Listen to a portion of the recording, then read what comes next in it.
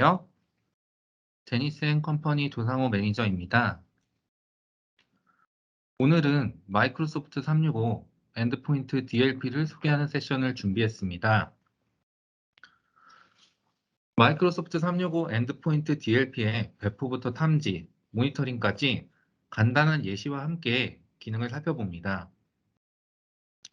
몇 가지 간단한 설정으로 사용자들이 윈도우즈 장치에서 유통되는 조직의 데이터를 모니터링하고 의도치 않게 중요 정보가 유출되는 것을 사전에 방지할 수 있습니다. 오늘 준비한 내용인데요. 먼저 마이크로소프트 365에서 제공하고 있는 DLP 기능을 소개하도록 하겠습니다. 다음에 이제 마이크로소프트 365에서 제공한 DLP 기능 중에 오늘의 주제인 엔드포인트 DLP에 대해서 자세하게 살펴볼 것이고요. 그 다음에 제가 화면 공유를 통해서 구체적인 적용 예시를 보여드리도록 하겠습니다. 그 뒤에 간단하게 이제 Q&A 시간을 갖고요. 정리를 하도록 하겠습니다. 네, 그럼 지금부터 세션 시작하도록 하겠습니다. 지금 화면에 보고 계시는 사진이 이제 평소에 그 마이크로소프트 365의 DLP 기능을 사용해 보셨다면은 많이 보셨을 화면인데요. 일반적으로 알고 있는 우리 오피스 365 서비스, 쉐어포인트나 익스체인지 온라인 또는 팀즈에서 이제 조직에서 설정한 중요 데이터가 탐지가 되면은 이를 사용자에게 알려주고 외부로 공유되는 것을 사전에 방지할 수 있습니다. 쉐어포인트 같은 경우에는 이제 중요 정보가 포함된 문서가 업로드되어 있다면은 사용자들에게 정책 팁을 띄워서 알려주기도 하는데요. 지금까지 이런 형태의 DLP 기능들은 많이 보셨을 것이라고 생각됩니다. 이처럼 이제 마이크로소프트 365에서는 다양한 DLP 기능을 제공하고 있는데요. 이제 앞서 보신 스크린샷의 기능들이 그 위에 두 개 이제 오피스 365 서비스와 오피스 앱에서 작동하는 DLP 기능이라고 보시면 되고요. 오늘의 주제는 이제 윈도우즈 10이나 윈도우즈 11 또는 이제 맥OS 단계에서 작동하는 DLP 기능입니다. 그 외에도 마이크로소프트 365 서비스가 아닌 다른 서드파티의 앱들도 마이크로소프트 디펜더 클라우드 앱, 예전에는 엠카스라고도 불렸는데요. 이 기능을 사용하시면은 이제 다른 타사의 앱에서도 마이크로소프트 365의 DLP 기능을 이용하실 수 있고요. 또는 이제 온프레미스의 파일 스캐너를 배포하시게 되면은 온프레미스의 파일 공유 서버에 있는 파일이나 또는 쉐어포인트에 있는 내용들도 DLP 기능을 적용하실 수 있습니다. 마이크로소프트 365에서 이제 엔드포인트 DLP 기능을 사용하기 위해서는 기본적으로 E5 라이센스가 필요하고요. 만약에 E5 라이센스가 없으시다면은 컴플라이언스 라이센스나 혹은 인포메이션 프로텍션 앤 거버넌스, 보통 IPG라고 많이 부르는데요. 이 애드인을 구매하시면은 엔드포인트 DLP 기능을 사용하실 수 있습니다. 다음 장치 자체에 대한 요구 사항인데요. 기본적으로 이제 윈도우즈 OS 경우 윈도우즈 10 그리고 버전이 1809 이상이고요. 윈도우즈 11 그리고 디펜더도 일정 버전 이상의 업데이트를 요구하고 있습니다. 다만 이제 이 버전 자체가 지금 현재 출시된 지 꽤 오래된 버전이기 때문에 자동 업데이트를 하는 거는 말할 것도 없고요. 조직에서 업데이트를 관리하시더라도 바로 엔드포인트 DLP를 사용하신 데에는 크게 문제가 없을 것으로 생각됩니다. 또한 장치 상태도 보시면은 이제 윈도우즈 같은 경우 기준으로 세 가지 상태가 있는데 AAD 조인된 장치나 혹은 하이브리드 애저 AD 조인 또는 이제 애저 AD 등록된 장치 모두 다 사용은 가능하신데요.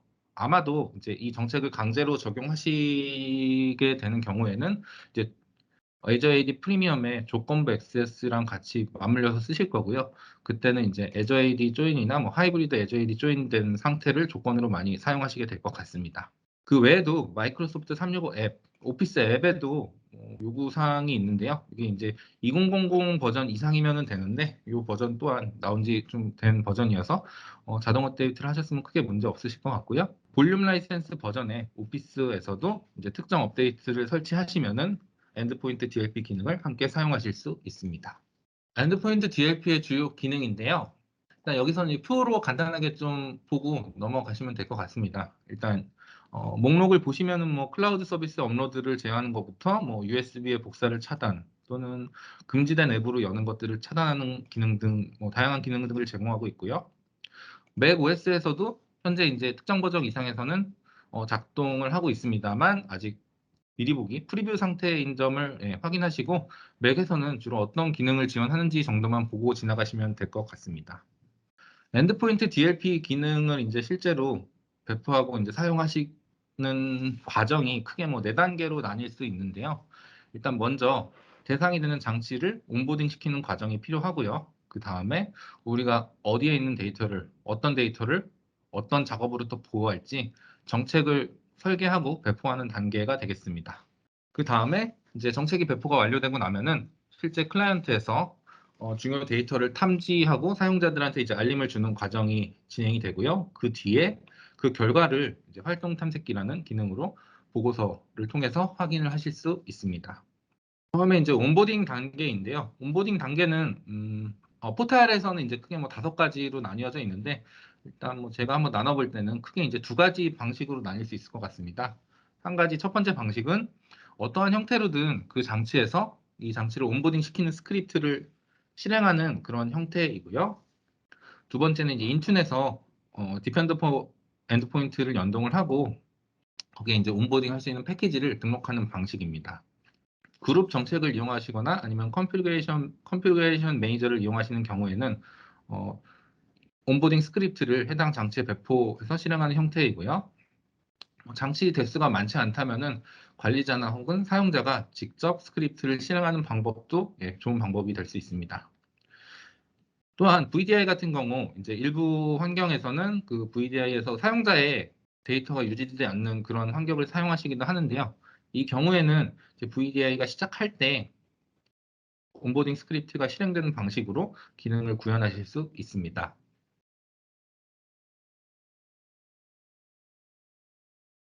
포털에서 실제 이제 온보딩 매뉴얼을 확인하실 수 있고요. 요 규정 준수 포털에서 설정 쪽에 가시면은 이제 온보딩 메뉴에서 상황에 맞게 방법을 선택해서 이용하실 수 있고요. 장치가 온보딩 되면은 그렇게 오랜 시간이 걸렸던 것 같지는 않습니다. 장치 온보딩 상태를 바로 확인을 하실 수 있을 거고요. 보시면 뭐 장치 이름이라던가 현재 상태 그리고 마지막으로 이 장치가 상호작용한 뭐 시간도 표시되고요. OS 버전까지도 확인을 하실 수 있습니다. 다음에 이제 실제 핵심이 되는 부분인데요. 정책을 만들어서 배포하는 단계이고요. 마찬가지로 규정준수 포탈에서 데이터 손실 방지, 데이터 로스 프리벤션이라는 메뉴를 들어가시면은 여기서 이제 정책부터 알림이랑 보고서 모든 내용들을 확인하실 수 있습니다. 그래서 이제 정책을 배포하는 단계인데요. 배포를 계획하실 때 가장 중요한 것은 이제 어떤 데이터를 보호할지 대상을 결정하는 일이 될 것 같습니다. 그래서 이제 이 보호 대상은 어디에 있는 데이터인지 혹은 이제 어떤 데이터인지 그리고 이 데이터들을 무엇으로부터 보호할지 이것들을 좀 생각을 하셔야 되고요. 정책도 이제 이 주제에 맞게 구성할 수 있도록 되어 있습니다. 뭐 각각의 뭐 항목에 대한 예시로는 이제 뭐 어떤 사용자 혹은 특정 부서 그룹으로 볼 수 있는데요. 그룹의 장치인지 어떤 데이터인지 뭐 고객의 연락처라던가 사용자의 개인정보 또는 뭐 중요한 조직의 데이터에 연결할 때 필요한 키 같은 것들이 보호 대상이 될 수 있을 것 같습니다. 이러한 데이터들이 뭐 클라우드에 업로드 된다거나 혹은 인쇄 다른 위치로 파일을 복사한다거나 하는 그런 동작들을 모니터링하고 차단할 수 있습니다. 그래서 이제 실제 정책을 만드는 화면인데요. 이제 정책 만들면서 요 지금 화면들이 사실 이제 실제로 정책을 만드는 과정에서 순서가 요거랑 똑같이 나오진 않습니다. 다만 이제 제가 좀 이해하기 쉬운 순서로 조금 바꿨다고 보시면 될 것 같고요. 먼저 이제 데이터의 위치인데요. DLP 정책을 만드는 화면에서 위치를 선택하는 단계가 있는데 여기서 이제 요 디바이스, 윈도우즈 아이콘이 있을 거고요. 디바이스를 선택해서 원하는 사용자나 그룹들을 포함시켜 주시면 되겠습니다. 그 외에 뭐 여타 다른 정책들과 마찬가지로 예외를 둘 수 있는 그런 기능들도 제공을 하고 있고요. 그 다음에 이제 어떤 데이터를 보호할지에 대한 내용입니다. 요 단계에서 이제 무슨 데이터를 보호할지 미리 뭐 정의되어 있는 중요 정보 유형이라는 기능을 이용하실 수도 있고요. 요 중요 정보 유형은 DLP 정책뿐만 아니라 다른 M365 서비스에서 많이 이용되기 때문에 뒤에서 좀 더 자세하게 좀 설명을 드릴게요. 민감도 레이블은 레이블을 통해서 문서를 분류하고 보호할 수 있는 기능입니다. 이제 문서내 특정 뭐 데이터를 가지고 있다거나 혹은 조건에 맞는 그런 상황이 되면은 자동으로 레이블이 적용이 될 수 있도록 설정도 가능하고요. 또는 사용자가 직접 원하는 분류를 선택해서 레이블을 설정하실 수도 있습니다. 그래서 뭐 이런 거를 가지고 이제 뭐 비밀이나 뭐 대외비, 사내용, 사회용 뭐 이렇게 구분을 하실 수도 있을 것 같고요. 예, 이거는 이제 뭐 이전에 뭐 다른 저희 세션에서도 소개드린 바가 있어서 간단히 그냥 언급만 하고 넘어가겠습니다.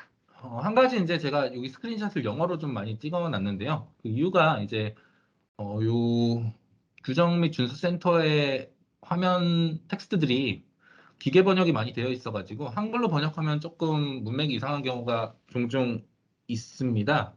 가령 이제 뭐 요게 요 and or 조건을 선택하는 드롭박스인데 요게 이제 뭐 end of this랑 all of these 두 가지 옵션이 있는데 한글로는 두 가지 모두 다 모두로 번역이 되어 있더라고요. 그래서 요거는 영어로 보시는 게 훨씬 더 이해하기 쉬우실 거고요. 마찬가지로 요 부분도 예전에는 이게 이제 미니멈에서 맥시멈으로 텍스트가 돼 있었는데 미니멈 같은 경우는 이제 한글 분, 시간 의미하는 분으로 번역이 되기도 했고 to 같은 경우는 누구누구에게라고 표시되는 경우도 있어서 영어로 보시면 좀 더 이해가 편하실 것 같습니다. 예, 지금은 뭐 수정이 되어 있는 것 같은데요.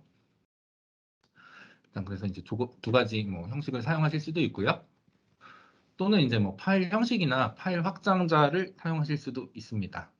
파일 형식은 이제 문서 작업이나 업무를 볼 때 많이 사용하는 그런 파일들을 마이크로소프트에서 미리 좀 묶어가지고 손쉽게 선택할 수 있도록 미리 정의해 놓은 그룹이라고 보시면 될 것 같은데요. 여기 보신 것처럼 뭐 워드 프로세싱 관련된 내용들은 워드에서 여는 그런 파일들과 PDF 파일들이 포함될 것이고요.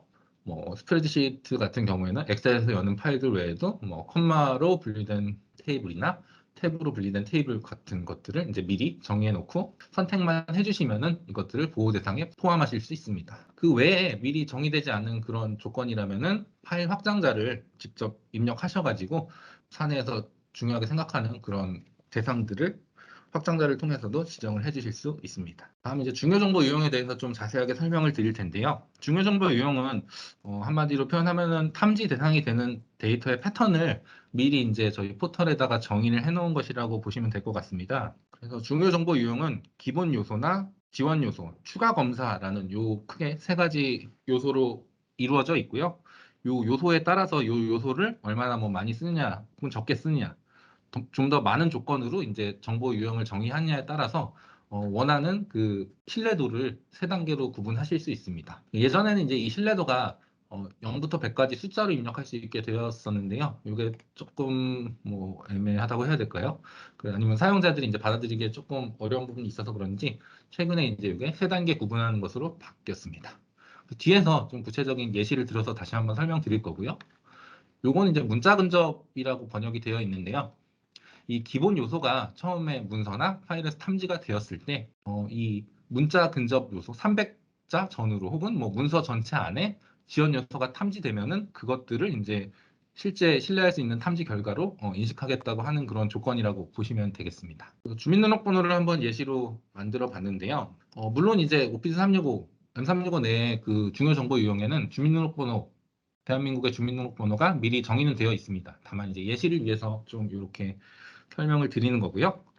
일단 뭐 세 가지 신뢰도로 이제 제가 만들어 봤는데 일단 첫 번째는 단순히 정규식을 통해서 앞에 6자리 그리고 뒤에 7자리 중 앞자리 이제 1, 2, 3, 4로 구분을 하고 이 조건으로만 탐지를 하겠고요. 그 다음에 중간의 신뢰도는 똑같은 정규식에다가 이제 그 정규식이 탐지되고 나서 그 주변에 주민등록번호라던가 주민번호라는 키워드가 있으면은 그걸 이제 중간 신뢰도로 탐지한다고 이제 설정을 한 정보 유형입니다.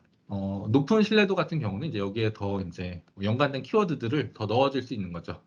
보통 이제 주민등록번호가 들어가면은 뭐 이름이나 연락처, 주소 같은 그런 항목들이 이제 연관성이 있는데요. 그런 연관 있는 키워드를 넣어두시면은 좀 더 이게 이제 문맥상 정확하게 주민등록번호를 탐지할 수 있는 그런 역할을 할 수 있겠습니다. 다만 이제 뭐 업무상으로 쓰거나 아니면 뭐 테스트용으로 뭔가 관리자가 혹은 뭔가 업무를 봐야 할 때 필요한 그런 주민번호가 있다면은 특정 값을 제외시키는 그런 기능도 넣어서 사용하실 수 있고요. 요거는 이제 뭐 또 다른 예시인데요. 요건 이제 실제 저희 고객사 중에서 쓰시는 거를 조금 제가 변형을 해가지고 좀 예시를 한번 들어봤습니다. 일단 이제 의도는 이제 소스 코드에 관련된 대화 내용이 이제 외부에 유출되지 않도록 하자는 취지에서 이제 이렇게 중요 정보 유형을 한번 만들어 봤는데요. 일단 저희가 지금 탐지하려고 하는 핵심은 소스 코드입니다. 그래서 이 소스 코드라는 키워드를 탐지를 하면은 일단 이제 탐지하는 게 이제 일단 목적이었고요. 다만 이제 소스 코드 하나로만 탐지를 하면은 워낙에 많은 그 탐지 결과가 나타날 수 있기 때문에 지원 요소를 한번 추가를 해보겠습니다. 그래서 지원 요소를 이제 동사의 어미 어근으로 설정을 해가지고 그 다음에 이제 공백과 조사를 이렇게 붙였고요. 여기서 이제 보면은 뭐 소스 코드를 공유한다거나 혹은 소스 코드를 공유합니다. 이런 문맥들을 탐지를 할 수 있습니다. 다만 이제 업무상으로도 필요한 그런 대화가 오갈 때 뭐 소스 코드라는 그런 키워드가 언급이 될 수도 있을 텐데요. 그런 경우에는 이 추가 검사라는 기능을 이용해서 뭐 우리 제품의 샘플에 견본에 데모에 관련된 그런 뭐 소스 코드가 공유되는 문맥은 차단을 할 수도 있고요. 그리고 실제로 이제 업무 지시를 내리기 위한 그런 문맥이나 이런 것들을 제외시키기 위해서는 이제 요 접두사 제외 같은 기능들을 사용하실 수 있습니다. 그래서 이런 식으로 이제 중요 정보 유형을 만들어 가지고 정책에 이제 포함시키시면은 원하는 데이터를 이제 좀 더 탐지할 수 있게 튜닝이 가능하고요. 실제로 이제 저희 고객사 중에 하나는 이런 키워드들을 이제 뭐 20개, 30개씩 정리를 해가지고 이제 뭐 기본 요소랑 지원 요소, 뭐 조사 부분, 동사 부분을 따로 구분해가지고 넣어서 굉장히 잘 사용하고 계시는 거를 제가 본 적이 있습니다. 다만 이제 뭐 꼭 이렇게 중요 정보 유형을 직접 만들어서 써야 되는 건 아니고요. 이미 마이크로소프트 365에서도 굉장히 다양한 형태의 중요 정보 유형을 제공을 하고 있습니다. 그리고 그 중요 정보 유형을 통해서 만들어 놓은 정책 양식들, 템플릿들도 미리 제공을 하고 있는데요. 다만 이제 조금 아쉽지만 우리 대한민국에서 사용할 수 있는 그런 형태의 템플릿은 아쉽게도 없습니다. 없고 이제 그런 정책들 만약에 뭐 해외에서 비즈니스를 하신다고 하면은 뭐 저런 정책들을 이제 유용하게 사용하실 수 있겠습니다만 일단 기본적으로 이제 우리 그 한국 문화 내에서 업무를 보는 과정에서 개인정보나 이런 것들은 뭐 직접 만들어 주셔야 될 것 같아요. 중요정보 유형에서 뭐 이런 개인정보나 아니면은 이제 또 다른 저희 고객사 예시를 보면은 여기에 뭐 데이터베이스를 연결하는 그런 연결 스트링이라던가 뭐 GitHub와 관련된 키워드 또는 뭐 API 키 이런 것들을 넣어가지고도 이제 DLP 정책을 운영하시는 경우도 있었습니다. 그 다음에 이제 어떤 데이터를 보호할지를 결정했으니까 다음에는 이 데이터를 무엇으로부터 보호할지인데요. 예, 제공하는 기능들은 다음과 같습니다. 뭐 이제 허용되지 않는 그런 클라우드 서비스에 업로드하는 것들을 차단하실 수 있고요. 또는 뭐 클립보드 복사, USB 복사, 네트워크 간 복사, 파일 공유, 파일 서버죠. 파일 서버에 복사하는 것. 그리고 관리자가 원치 않는 앱으로 우리 회사 데이터에 접근하는 것도 차단하실 수 있습니다. 그 외에도 뭐 종이로 인쇄, PDF로 인쇄하는 것들도 막으실 수 있고요. 블루투스 기능을 이용해서 파일을 옮기는 거나 원격 세션, 그 원격 데스크탑을 통해서 복사하는 것도 차단이 가능합니다. 뭐 차단도 가능하고요. 또는 이제 우리가 우리 회사에서는 그냥 활동을 모니터링만 하겠다 하면은 이렇게 어딘 모드로만도 사용을 하실 수 있습니다. 다음에 이제 정책의 다른 요소들인데 뭐 사용자한테 알림을 주실 수 있습니다. 이런 DLP 정책에 위반되는 사항이 탐지된 경우에는 이렇게 이제 윈도우즈 내에서 우측 하단에 경고 메시지를 띄워줄 수 있고요. 필요하시다면은 제목이나 내용은 원하시는 대로 입력해서 사용하실 수 있습니다. 사용자에게 알림이 간다면 당연히 관리자도 이제 알림을 받아보셔야 될 텐데요. 관리자도 이제 원하는 사용자를 지정하시고 나면은 이제 메일로 알림을 받아보실 수도 있고요. 또한 이제 필요하다면은 뭐 모든 그 탐지권에 대해서 알림을 받으실 수도 있고요. 또는 뭐 특정 임계값을 정해두시고 그 임계값을 넘는 상황에 대해서만 알림을 받아보는 그런 상황도 만드실 수 있습니다. 그다음에 재정의 기능인데요. 이것은 이제 정책을 배포하면은 사용자가 정책에 위반되는 사항이지만 반드시 이제 업무상에 필요한 그런 경우가 있을 수도 있는데요. 그런 경우에는 업무 정당성을 입력하고 이제 사용자가 필요할 때는 그 정책을 재정의해서 업무를 계속 볼 수 있도록 하는 그런 옵션도 제공하고 있습니다. 그리고 잠시 지금 2시 22분이 되어가지고 잠깐 그냥 깜짝 퀴즈를 한번 저희가 만들어 봤는데요. 요 퀴즈, 첫 번째 퀴즈는 이제 그 엔드포인트 DLP에서 DLP가 무엇의 약자인지에 대한 퀴즈입니다. 요건 이제 뭐 채팅창으로 입력해 주시면은 저희 담당 직원분들이 확인을 해 주실 것 같아요. 첫 번째 문제는 DLP의 약자를 확인하는 문제였고요. 한 문제가 더 있는데요. 두 번째 문제는 이제 마이크로소프트 365 엔드포인트 DLP를 사용하기 위해서 필요한 M365 라이센스가 있습니다. 이게 무엇일지 아시는 분은 이제 뭐 채팅창에 남겨주시면은 예, 저희가 한번 확인을 해보도록 하겠습니다. 다시 한번 보시면 첫 번째 문제는 DLP의 약자, 두 번째는 엔드포인트 DLP 기능을 사용하기 위해 필요한 라이선스입니다. 저는 다시 이제 세션으로 돌아와서요. 재정의에 대한 것도 설명을 드렸고요. 다음에 이제 관리자로서는 이 정책을 배포하면은 이 정책이 이제 제대로 지금 배포가 되었는지 설정이 제대로 완료가 되었는지를 꼭 확인하고 싶으신 그런 분들이 계실 겁니다. 그러기 위해서 이제 이 기능을 제공하고 있는데요. 이게 이제 관리 콘솔 브라우저에서는 확인할 수는 없고요. 물론 상태가 이제 정책이 켜져 있는지 꺼져 있는지 나와 있는데 그 상태가 이제 세부 정보가 나오지 않아가지고 하염없이 기다려야 되는 경우도 있습니다. 물론 뭐 한두 시간 내에 배포가 완료되면 좋겠습니다만 이제 뭐 엔선역의 다른 정책들이 간혹 이제 시간이 좀 오래 소요되는 경우가 있는데요. 그런 것들 때문에 이런 기능을 제공하고 있는 것 같고요. 일단 보안 및 준수센터 파워쉘에 연결하시면은 get DLP compliance policy라는 명령어로 상태를 확인을 하실 수는 있습니다. 다만 이제 이렇게 상태를 확인하시면은 뭐 하루가 지나도 이틀이 지나도 계속 펜딩 상태로 이게 표시가 됩니다. 그래서 매뉴얼을 살펴보니 디스트리뷰션 디테일이라는 스위치 파라미터를 넣으면은 그 정책의 배포 상태를 표시해주는 그런 옵션이 있는데요. 이것도 이제 여러 정책을 한 번에 불러오려고 하면은 이렇게 경고 메시지가 뜨면서 제대로 정책 정보가 표시가 되지 않는데요. 이거를 이제 하나만 콕 집어서 디스트리뷰션 디테일 스위치를 함께 사용하시면은 그제서야 이제 이 배포된 정책이 정상적으로 활성화가 되었는지를 확인하실 수 있습니다.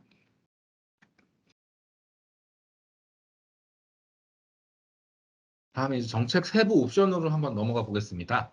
앞서 말씀드렸던 그 정책에 대한 사항들은 이제 그룹이나 사용자들을 대상으로 적용을 하는 건데 그것들은 이제 그룹이나 사용자에 맞게 다른 옵션들을 선택해서 정책들을 선택해서 배포를 하실 수가 있습니다. 다만 여기서 말씀드리는 정책 세부 설정들은 옵션이라고 썼는데 설정들은 이것들은 이제 모든 정책에 공통적으로 적용되는 사항이라고 보시면 되겠습니다.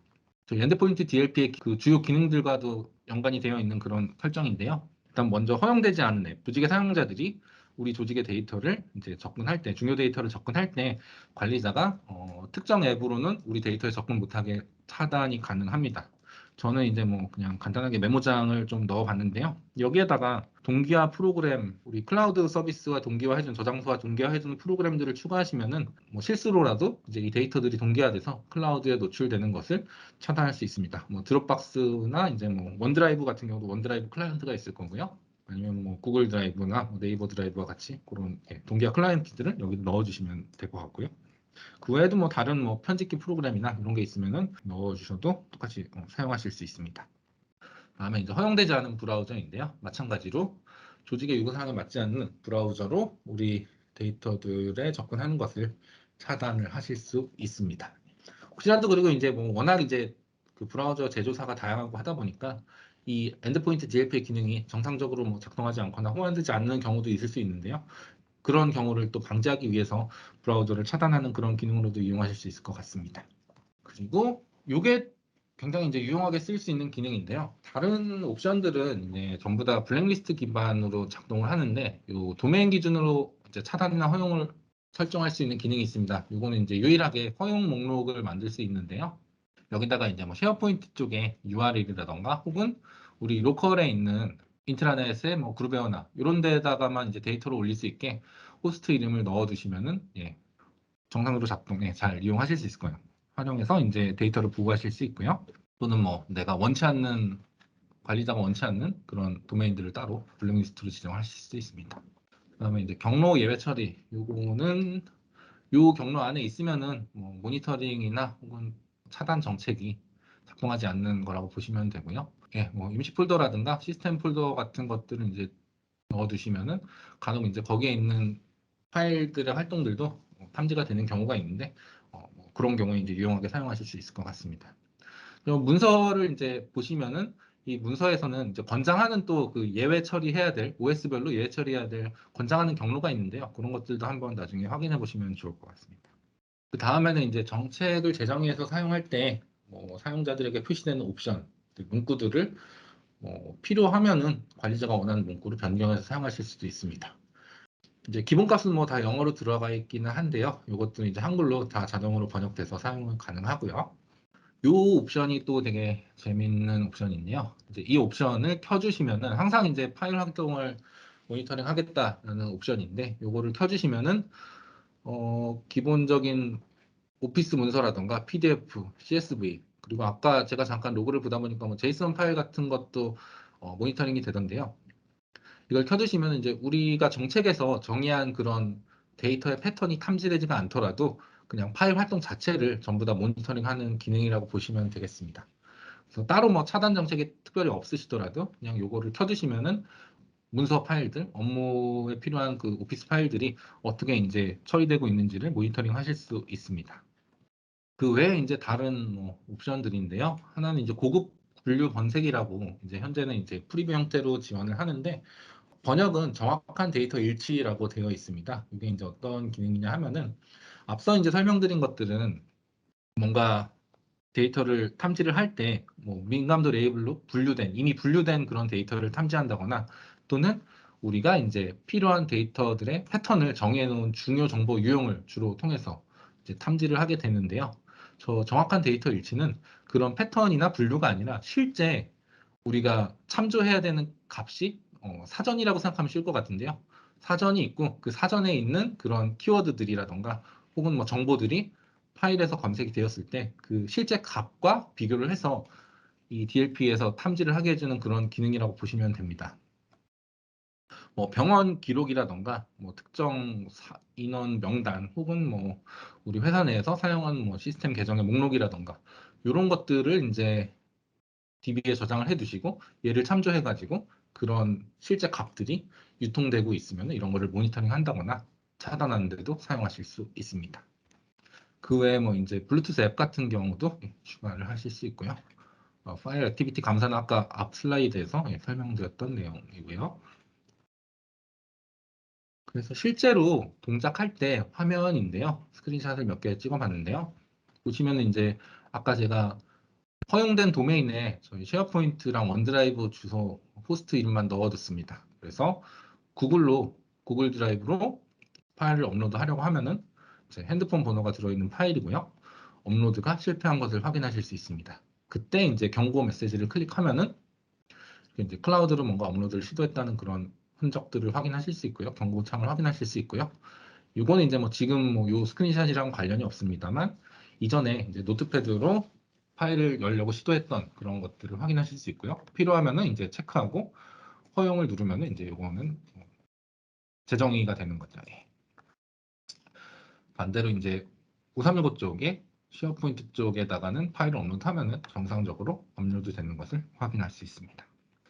메모장을 아까 금지된 앱에다가 포함을 시켰는데요. 메모장으로 열었을 때 이처럼 DLP 정책에 의해서 차단되었다는 경고 메시지가 뜨고요. 이 우측 하단에도 이제 관리자가 지정한 제목과 내용의 경고 메시지가 뜹니다. 그리고 필요하다면은 사용자가 이를 재정의해서 사용할 수 있도록 사유를 입력하고 허용을 누르면은 다시 이제 저 파일을 열 수 있게 됩니다. 그리고 이런 뭐 탐지된 사항이 굉장히 많다면은 이제 이거를 일괄적으로 처리할 수 있는 이런 기능도 제공을 하고 있습니다. 이제 이렇게 해서 이제 정책을 배포하고 사용자들이 동작을 활동을 해가지고 뭔가 이렇게 활동된 게 모니터링 되고 위반 사항이 탐지가 되면은 이것들을 이제 한눈에 확인할 수 있는 그런 기능이 있어야 되는데요. 그게 이제 이 활동 탐색기 기능이고요. 그 DLP뿐만 아니라 다른 뭐 레이블링 정책, 레이블이 걸린 그런 문서들도 확인하고 하는 그런 기능으로도 쓰일 수 있는데요. 이제 이 기능 자체가 이제 E5 라이센스가 있어야지 사용할 수 있는 기능이라고 보시면 되겠습니다. 일단 외양은 뭐 여타 다른 마이크로소프트 365 내 보고서랑 크게 다르지는 않습니다. 이제 뭐 여러 가지 사용할 수 있는 필터들을 제공하고 있고요. 각 이제 일자별로 항목에 맞게 이렇게 표시를 해주고 있습니다. 이제 세부 내용 몇 가지를 좀 보시면은요. 이건 이제 허용되지 않은 앱에서 파일을 열었을 때 탐지한 내용이고요.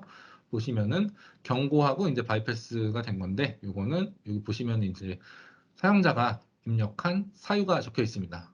이걸로 보아서 이 사용자는 이제 경고창이 뜬 것을 확인하고 업무에 필요하다고 생각해서 혹은 오탐이라고 생각해서 이렇게 사유를 남기고 계속 메모장으로 작업을 진행한 것으로 볼 수 있습니다.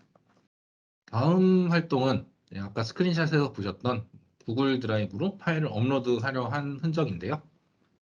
보시면 이제 요거는 아예 그냥 차단되었습니다. 차단되었고 파일을 업로드하려 하던 대상이 이제 클라우드였다는 것도 확인하실 수 있고요. 어떤 파일인지 전부 다 확인을 하실 수 있습니다. 어떤 데이터가 탐지되었는지도 확인하실 수 있고요. 그리고 이 파일 크리에이티드, 요거는 이제 아까 파일 활동 모니터링을 켜놨을 때 이런 것들이 기록이 되어 있는데요. PDF 파일이었고요. 이건 이제 감사 모드로만 작동을 하고 있습니다. 그래서 PDF 파일이 생성되었고, 요거는 사실 이제 뭐 인쇄를 한 건데, 인쇄를 해가지고 PDF 파일이 이제 생긴 걸로 보시면 되겠습니다. 실제로 동작한 프로그램은 워드였고요. 워드 파일을 인쇄해서 PDF를 만들었다고 보시면 될 것 같네요. 그 외에도 이제 뭐 직접 뭐 테스트를 하지는 않았지만 USB로 복사를 시도한 경우에는 아래와 같은 뭐 항목들이 남다고 합니다. 여기서 이제 조금 눈여겨 보실 거는 여기 이제 민감도 레이블이 걸려 있다면은 이렇게 이제 민감도 레이블이 뭐가 걸려 있는지, 뭐 비밀 문서였는지 아니면 대외비 문서였는지 뭐 이런 것들을 뭐 확인하실 수 있을 것 같고요. 만약에 이거는 이제 파일 이름을 바꿔가지고 유출을 시도했다고 했을 때 파일 이름을 바꾸면은 변경하기 이전의 파일 이름도 확인을 하실 수 있습니다. 그 외에 뭐 목적지에 이건 아까도 잠깐 언급이 됐었고요. 그 외에 이제 특이점은 USB라서 이 USB 장치에 대한 정보도 제공을 하고 있습니다. 시리얼이라든가 제조사, 모델 번호 같은 거고요. 다만 이제 이런 정책을 사용하실 때 뭐 이런 의견이 있었습니다. 그 사내에서 이제 업무용으로 허용된 USB에다가는 이제 복사를 허용하는 경우에 USB 장치 자체의 시리얼 번호들을 예외로 처리해가지고 정책을 운영할 수 있느냐 이런 의견이 있었는데요. 이제 이런 기능은 사실 지금 없고요. 제공을 하지는 않고 시리얼 가지고는 예외 처리가 불가능하기 때문에 필요하다면은 아까 말씀드렸던 정책을 재정의할 수 있는 그런 옵션을 사용자들한테 제공을 해서 업무에 필요시 이거를 이제 사유를 입력하고 다시 작업을 계속할 수 있도록 옵션을 열어두는 것도 한 가지 방법이 될 수 있을 것 같습니다. 또한 그 재정의 정책을 사용하실 때 아까 말씀드렸다시피 그 DLP 정책은 이제 대상을 지정해서 사용하실 수 있는데요. 이 대상을 지정하실 때 똑같은 조건의 정책을 두 가지를 만들어서 A 정책은 이제 사용자들이 재정의를 할 수 없는 권한, 그러니까 할 수 있는 권한이 없는 재정의가 포함되지 않는 정책을 배포하실 수도 있고요. 같은 조건으로 B 그룹에는 재정의를 할 수 있는 권한을 부여해서 정책을 운영하시는 등 이렇게 다양한 방법으로 정책 운영이 가능합니다. 그래서 이제 여기서 잠깐 이제 몇 가지 제가 화면 공유를 통해 가지고 실제로 이제 이 포털에 접속해서 기능들 몇 가지를 좀 보여드리도록 하겠습니다. 그래서 정책 배포나 이제 핸드폰 번호가 탐지되는 과정 그리고 활동 탐색기 예시를 구체적으로 보여드리도록 하겠습니다. 일반적인 그 순서로 보자면은 정책을 만들고 이걸 배포한 다음에 이제 사용자의 PC에서 탐지되는 것들 동작을 하고 그걸 이제 결과로 확인하는 것들을 봐야 될 텐데요. 일단은 이제 탐지된 결과가 보고서에 표시되는데 시차가 살짝 있기 때문에 먼저 그 클라이언트에서 그 실제 작동하는 모습을 보여드리고 포털에서 이제 다른 기능들을 살펴보도록 하겠습니다. 이제 오피스 365 포털에 마이크로소프트 365 포털에 들어오시면은 이제 요 관리센터로 이동을 하실 수 있고요. 관리센터에서 보시면은 이렇게 뭐 조금만 표시되면은 모두 표시로 변경하신 다음에 요 컴플라이언스 뭐 규정 준수 센터 이런 요 항목을 클릭하시면은 바로 이제 요 compliance.microsoft.com 요 규정 준수 센터로 이동을 하게 됩니다. 여기서 데이터 로스 프리벤션 데이터 손실 방지라고 번역이 되어 있을 거예요.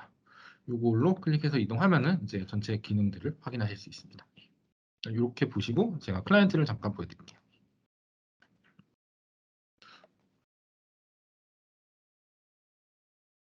보시면 이제 이 폰이라는 텍스트 파일은 핸드폰 번호를 포함하고 있습니다. 그래서 이거를 워드로 열었을 때에는 이렇게 이제 핸드폰 파일이 포함되어 있는 것을 보실 수 있고요. 그리고 이제 그냥 메모장으로 열면은 이렇게 DLP 정책의 차단이 됐다는 메시지를 확인하실 수 있고요. 여기서 필요하다면은 뭐 매니저가 승인했어요 하고 언로를 누르고 그러면 이제 잠시 뒤에 시간이 지나면은 그 문서를 열었을 때 다시 이제 그 메모장으로도 문서를 확인하실 수 있을 거고요. 그 외에 이제 뭐 구글 드라이브에다가도 파일을 업로드하는 경우에는 아까 제가 이제 쉐어포인트랑 원드라이브 쪽의 도메인만 제가 허용 목록에 넣어뒀기 때문에 이렇게 이제 엣지에서는 이렇게 표시가 되고요. 업로드가 차단된 것을 확인하실 수 있습니다.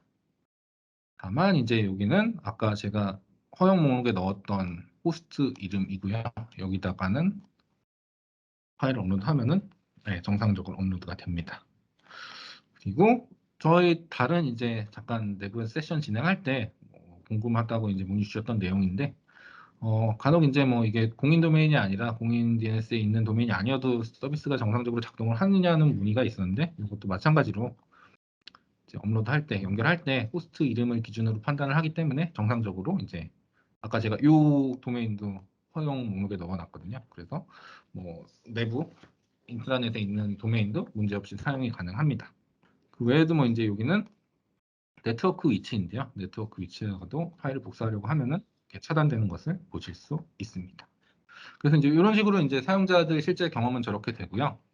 이제 정책을 만드는 화면인데 이게 이제 정책을 만드는 화면이나 편집하는 화면이 동일해가지고 자, 편집하는 화면으로 예시를 좀 보여드리겠습니다.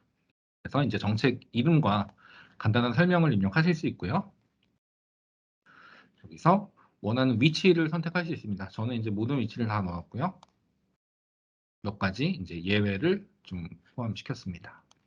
그 다음에 이제 이게 탐지할 때 조건인데요. 저는 핸드폰 번호, 지금 예시로 보여드렸던 핸드폰 번호인데 여기에는 셀폰이라는 이제 중요 정보 유형이 들어가 있고요. 높은 신뢰도로 탐지를 하도록 설정을 했습니다. 그리고 저는 이제 뭐 지금 테스트를 위해서 그냥 하나부터 500개 개수까지 탐지된 것을 모두 다 탐지하기는 했는데요. 이것이 이제 뭐 간혹 이제 핸드폰 번호 자체가 이제 실제로 업무에 뭐 필요한 경우가 있지 않겠습니까? 서명에다가도 이제 핸드폰 번호가 들어갈 수 있을 거고요. 뭐 내 연락처를 전달할 수도 있을 텐데 그럴 때를 대비해서 뭐 이런 탐지 개수를 좀 올려놓으면은 이제 상황에 맞게 좀 유연성 있게 정책을 가져가실 수 있고요. 아까 말씀드렸던 부분 중에 하나가 이제 요 엔드하고 오어 조건인데요. 엔드하고 이제 오어 조건이 될 텐데 이게 이제 한글로 표시되는 거는 둘 다 그냥 모두로 번역이 돼가지고 조금 헷갈리는 경우가 있을 수 있습니다. 그리고 이제 뭐 조건이 하나가 아니라 또 따로 그룹을 만드셔가지고 여기서도 이제 엔드 오어 그룹별로도 다르게 이제 정책을 추가로 뭐 넣어 주실 수 있고요. 여기서 아까 말씀드렸던 파일 형식이라던가 파일 확장자나 형식을 선택을 하실 수도 있습니다. 그냥 선택만 해주시면 간단하게 이용하실 수 있고요. 더 나가서 필요하다면 이제 예외 처리도 가능하고요. 여기가 이제 핵심이 있죠. 액션인데 이제 어떤 동작들을 차단을 하고 어떤 동작들을 감사만 할 것인가 이것들을 여기서 정의해 줄 수 있습니다. 그럼 아예 빼버리면은 이게 이제 뭐 아예 모니터링 되는 대상이 아니게 될 거고요. 여기서 이제 이 동작이 탐지되면은 실제 이 PC를 이용하는 엔드 유저에게 표시되는 알림을 여기서 설정하실 수 있습니다. 필요하면은 이제 뭐 세부 내용들을 수정해서 사용하실 수도 있고요. 아니면 그냥 기본으로 제공되는 문구를 사용하실 수도 있고요. 그리고 이제 유저 오버라이드 여기는 재정의하는 그 항목들을 이제 어떤 항목들을 재정의할 수 있게 허용할지에 대한 부분이고요. 여기는 지금 세 가지밖에 표시가 안 되는데 이게 이제 이 상단에서 블락으로 선택하는 것들에 대한 내용이기 때문에 하면은 이제 이렇게 어떤 항목들을 사용자들한테 재정의를 허용할지 선택하실 수 있고요. 보통 이거를 이제 항상 세트로 이용하시면 될 것 같아요. 이 재정의를 이용할 때 사용자들이 재정의하는 이유가 무엇인지를 항상 이제 제공하게 하는 거죠. 다음에 이제 인시던트 리포트인데요. 이게 이제 관리자에게 알림을 보내분과 동시에 이제 이 규정준수 센터 내에서 인시던트를 경고를 생성해가지고 이거를 이제 관리할 수 있게 하는 형태의 기능들을 제공하고 있습니다. 필요하다면 여기서 이제 탐지에 대한 인계값들을 설정하실 수 있고요. 이게 이제 규칙의 하나고요. 이 하나의 정책에다가도 여러 가지를 탐지해야 된다면은 또 다른 규칙들을 만들어서 한 정책의 여러 가지 데이터들을 함께 탐지하실 수 있습니다.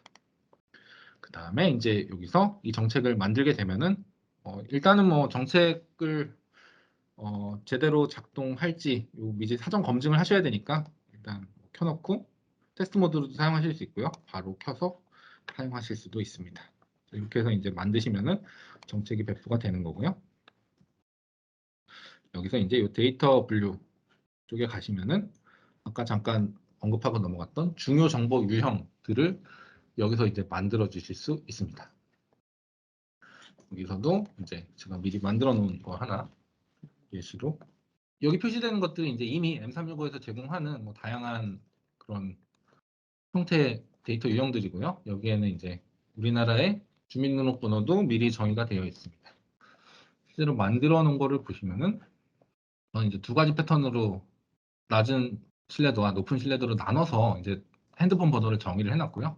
낮은 신뢰도는 이제 보시면 단순히 그냥 11자리의 숫자가 나오면은 핸드폰 번호로 인식하도록 설정한 그런 패턴이고, 두 번째는 앞에는 이제 01로 시작하는 우리 핸드폰 번호 특성, 그리고 뒤에 숫자 하나, 거기 세 자리, 네 자리, 네 자리, 뭐 이런 식으로도 이제 만들면은 앞에 이제 단순히 11자리의 숫자보다는 이게 좀 더 핸드폰 번호에 가깝겠죠. 그리고 여기에 필요하다면은 이제 지원 요소를 넣어가지고 키워드를 뭐 핸드폰이라던가 아니면 연락처, 이력서 이런 것들을 함께 넣어주시면은 좀 더 이제 그 문맥에 맞는 그런 상황을 탐지를 하실 수 있을 거예요. 이것도 이제 뭐 추천하는 그런, 이건 이제 나중에 이제 정책을 만드실 때 추천되는 그런 신뢰도라고 보시면 되고요. 이렇게 해서 이제 중요 정보 유형을 만들고 저장을 하시면은 됩니다. 그러면 이제 여기 안에서도 실제로 파일을 업로드 하시면은 테스트할 수 있는 그런 기능도 제공을 하고 있고요. 마지막으로 몇 가지만 좀 보겠습니다. 아까 말씀드렸던 그 도메인을 필터링하는 과정 보시면 이제 금지된 브라우저라던가 혹은 내가 업로드를 허용할 그런 도메인들, 호스트 이름들을 설정하실 수도 있고요. 그 외에도 많이 쓰시는 게 허용되지 않은 앱들, 이런 것들 사용하실 수 있고요. 그 외에도 이제 뭐 설정 자체가 그렇게 어려운 게 아니어서 한번 보시면은 충분히 이해를 하실 수 있을 것 같습니다. 그리고 마지막으로 이제 활동 탐색기인데요. 보시면 이제 뭐 다른 뭐 M365 보고서랑 크게 차이는 없습니다. 기능 자체는 차이가 없고요.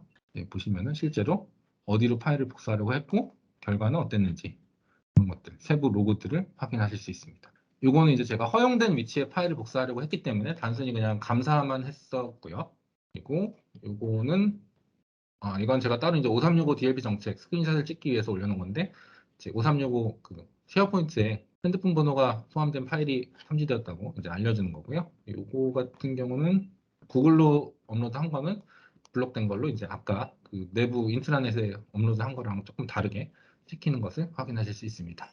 그 외에도 오늘 이제 보다 보니까 이게 뭐 메뉴 설명이나 문서에는 이제 없었는데 이런 제이슨 파일도 탐지가 되는 걸로 봐서 단순히 이제 뭐 오피스 파일 외에도 그냥 이 내부 컨텐츠를 이제 탐지하는 것들이 다른 형태들도 있는 것 같아요. 다만 이제 뭐 명시적으로 이제 언급되어 있지는 않았습니다. 이렇게 이제 활동 탐색기를 활용하실 수 있고요. 더 나아가서 이제 이 경고들을 인시던트를 관리하는 그런 기능들도 제공하고 있습니다. 그래서 디테일을 보면은 이렇게 이 활동에 대한 세부 내용들을 여기서 한눈에 좀 보실 수 있고요. 필요하다면은 이런 것들은 이제 보안 담당자들한테 할당을 해가지고 뭐 이런 식으로 하면은 나중에 이제 요 인시던트들이 어떻게 처리가 되었는지 뭐 간단하게 로그를 볼 수 있는 그런 기능들도 제공을 하고 있습니다. 그래서 이렇게 이제 일단 예시는 이렇게 좀 드리겠고요. 또 나아가서 이제 요거는 그냥 제가 간단하게 그냥 언급만 하고 넘어가려고 넣은 슬라이드인데요. 이제 엔드포인트 DLP와 그 윈도우즈 인포메이션 프로텍션 WIP랑 이제 좀 혼동하시는 경우가 많이 있으셔가지고요. 큰 차이점만 몇 개 좀 꼽아보겠습니다. 일단 오늘 주제였던 엔드포인트 DLP 같은 경우에는 실제로 이제 어떤 데이터를 내가 탐지를 하겠다라는 이런 구체적인 정의가 먼저 사전에 포함됩니다. 그래서 이 정의에 부합하는 데이터들만 이제 컨텐츠를 보고 이 컨텐츠, 특정 컨텐츠들만 이제 탐지를 하는 그런 형태이고요. 윈도우즈 인포메이션 프로텍션은 컨텍스트라고 제가 써놨는데 문맥을 이 사용자가 이 작업을 한 문맥이라고 보시면 될 것 같아요. 이 내가 이제 사용자가 이용한 앱이 회사에서 지정한 보호된 앱인지 혹은 회사에서 지정한 보호된 위치에 있는 파일인지를 구분해서 이것이 우리 회사의 데이터인지 개인의 데이터인지를 구분하게 되는 그런 원리라고 보시면 되겠습니다. 그래서 엔드포인트 DLP 같은 경우는 아까 몇 번 말씀드렸던 것처럼 E5가 있어야 되고요. 윈도우즈 인포메이션 프로텍션은 윈도우즈 인포메이션 프로텍션 제목에서 볼 수 있는 것처럼 윈도우즈 라이센스가 필요합니다. 다만 이제 뭐 이게 반드시 뭐 M365에 포함되어야 되는 것은 아니고요. 거기에 이게 이제 인튠의 앱보호 기능을 앱보호 정책을 사용하기 때문에 인튠 라이센스가 필요합니다. 그래서 뭐 이거를 이용할 수 있는 최소의 그 M365 기능은 일단 E3 정도가 될 것 같고요. 뭐 몇 가지 특징을 살펴보면은 엔드포인트 DLP는 데이터 유출을 차단하고 감사하고요. 뭐 요즘에 뉴스에도 많이 나오는 용어인데 핀셋 규제, 필요한 내용만 딱 제한을 할 수 있습니다. 그리고 전체적인 파일 활동을 모니터링 할 수 있다는 그런 장점이 있고요. 또한 이제 WIP에 비해서 굉장히 정책 구성이 단순합니다. 지금 잠깐 뭐 한 40분 정도 되는 시간 동안 설명을 드렸는데 손쉽게 설정이 가능합니다. WIP 같은 경우에는 이제 회사, 개인 데이터를 구분하고요. 파일이 암호화됩니다. DLP 같은 경우는 이제 파일이 암호화되는 건 아니고요. 외부로 유출을 차단하는 거고요. WIP는 파일이 암호화가 돼서 외부로 이제 복사가 되더라도 암호화된 상태가 유지가 됩니다. 또한 이제 뭐 분실한 디바이스나 이런 곳에서 회사 데이터를 삭제하는 기능도 있고요. 회사 데이터가 이제 회사에서 지정한 범위 안에, 뭐 공간 안에, 위치 안에 있으면은 다른 사람이랑 공유해서 협업도 가능합니다. DLP 같은 경우는 아예 탐지가 되면 협업이 안 되겠죠.